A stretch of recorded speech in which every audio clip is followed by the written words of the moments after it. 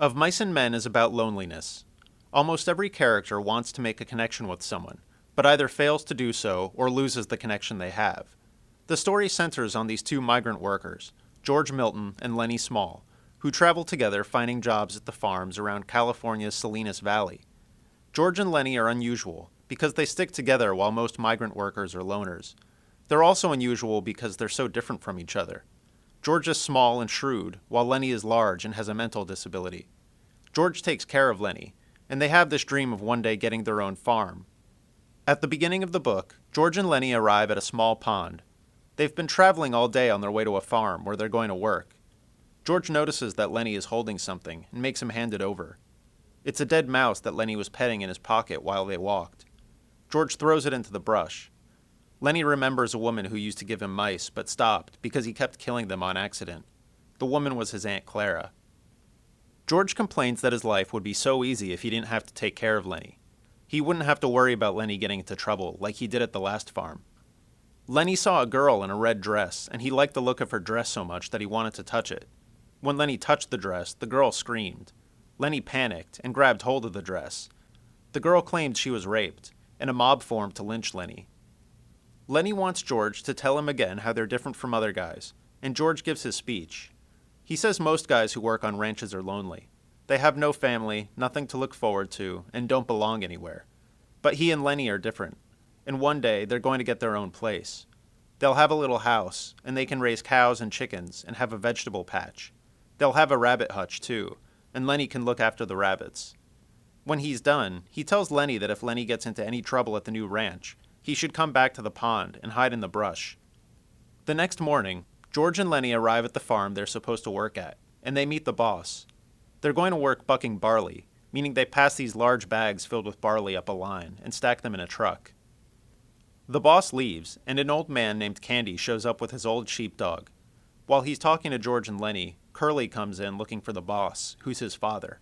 He notices George and Lenny, and he asks them a bunch of questions and generally acts like a jerk. After Curly leaves, Candy explains that Curly is a pretty good boxer, and he hates big guys like Lenny because he's not big himself. George warns that he better not start with Lenny, because Lenny is strong and doesn't fight with any rules. Candy says Curly's wife flirts with all the farmhands, especially Slim. Candy goes out, and a little while later, Curly's wife shows up in the doorway. She tries to make conversation, but George makes it clear he doesn't want to talk to her. Lenny just stares at her. The next chapter starts an unspecified amount of time later. After working all day, George comes into the bunkhouse with Slim, a jerkline skinner, or the lead driver of a mule team, and one of the most respected guys on the ranch. George thanks Slim for giving Lenny one of the puppies from his dog's new litter. George explains that he and Lenny were both born in Auburn, and that he knew Lenny's Aunt Clara. When she died, Lenny went out working with George, and they just got used to each other.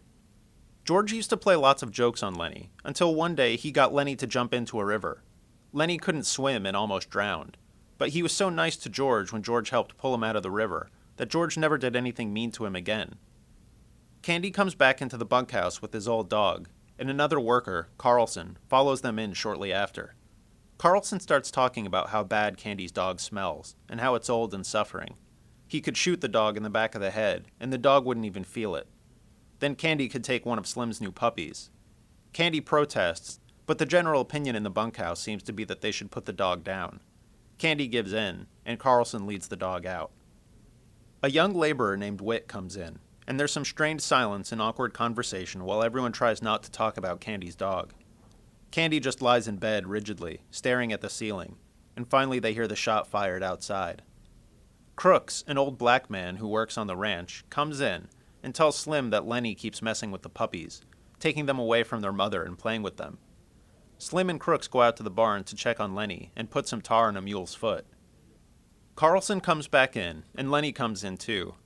Carlson sits in his bunk and doesn't say anything about Candy's dog, just starts cleaning his gun. Curly walks in and asks if anyone has seen his wife. He realizes Slim's not in the bunkhouse. When George says Slim went to the barn, Curly leaves in a hurry. Whit and Carlson go out behind him, expecting a fight if Curly catches his wife with Slim. Lenny asks George how long it's going to be until they have their own farm and raise rabbits. George says he doesn't know, that they have to save a lot of money first. Lenny asks George to tell him again what the place will be like, and George starts describing it. He says they'll have 10 acres, with their own house, a windmill, a little shack, a chicken run, and orchard trees, like apple trees and peach trees. They'll have pigs and a smokehouse, where they can smoke hams and bacon. It'll be their place, where they belong, and they won't have to travel around anymore, or plant crops for someone else, or buck barley for 11 hours a day. Lenny says they'll also have rabbits he can take care of. Candy asks if George really knows of such a place, and how much it would cost. George is defensive, and wants to know why Candy is asking.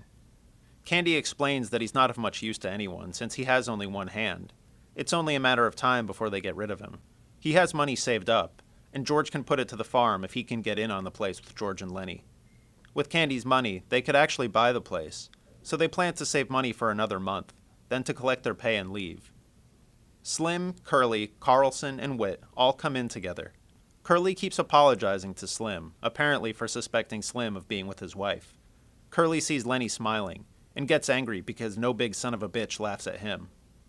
Lenny stands and backs away from Curly, but Curly starts hitting him. Curly busts Lenny's nose and cuts his face up. Lenny catches one of Curly's fists and crushes it in his hand. Curly starts writhing in pain. Finally, Lenny releases Curly, whose hand is completely broken. Lenny keeps saying he didn't want to do it. George asks Slim if they're going to get fired, but Slim tells Curly to say he got his hand caught in a machine, or he'll tell everyone what Lenny did, and everyone will laugh at Curly. The next night, while most of the guys head into town to go to a brothel, Lenny wanders over to the room of the stable buck, Crooks. None of the other ranch workers ever go into Crooks's room because he's black. Candy comes looking for Lenny, and the three of them end up sitting and talking together. Curly's wife comes to the doorway looking for Curly. Candy tells her to leave because they don't want trouble. Curly's wife gets angry and says she likes to talk to people too. Crooks tells her to get out of his room, but she tells him to shut up. She says she could get him strung up a tree so fast it's not even funny. It's a Sunday afternoon, and Lenny is in the barn by himself. He looks at the puppy he accidentally killed and talks to it, asking it why it had to die. Curly's wife finds Lenny there hiding something. When she notices the puppy, Lenny explains he was playing with it, but when it went to bite him, he smacked it, and the puppy died. She tries to console Lenny, but he still doesn't want to talk to her because George will get mad at him, and then George won't let him tend the rabbits. He likes rabbits because he likes to touch soft things. Curly's wife says she understands, that sometimes she'll just sit and stroke her hair because it's so soft, and she invites Lenny to touch her hair. Lenny strokes her hair, but he does it too hard, and she gets mad at him. She becomes angry and jerks her head away, but Lenny panics and grabs hold of her hair. He covers her mouth to keep her from screaming, and she starts to struggle violently. He shakes her, accidentally breaking her neck. She lies still, and eventually Lenny realizes what he's done. He remembers what George told him, that if anything goes wrong, he should go hide in the brush by the pond. Candy is the first to find Curly's wife. He calls in George, and they both know that Lenny did it, and that Curly's going to want to have Lenny lynched. Candy wonders if they can still get the farm together, and George replies that he guesses he knew it would never happen. All the guys go into the barn, and they know right away who killed Curly's wife. Curly wants to find Lenny and kill him. Carlson says his gun is missing, and they think Lenny must have taken it. George knows there's nothing he can do. He has to go with them so they don't think he had a part in the murder. Lenny goes back to the pond where George told him to hide. He says to himself that George is going to yell at him. Then he hallucinates. He sees his Aunt Clara. She says if it weren't for Lenny, George could do anything he wants, like spend his pay in a whorehouse. Then Lenny sees a giant rabbit. The rabbit tells him that George won't ever let him take care of the rabbits.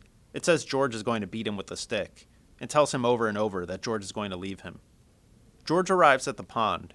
Lenny asks George to tell him why they're not like other guys, and George says most guys don't have any family, or anyone who cares about them, but he and Lenny have each other. Lenny wants to hear about the farm they're going to have.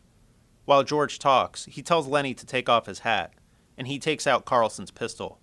When Lenny looks off and imagines the farm, George shoots him in the back of the head and kills him. All the other guys show up and see that George shot Lenny. Slim tells George that he had to do it. He helps him up and takes him to get a drink. Carlson and Curly wonder why George and Slim are so upset. For more information about Of Mice and Men, check out the Of Mice and Men SparkNote on SparkNotes.com.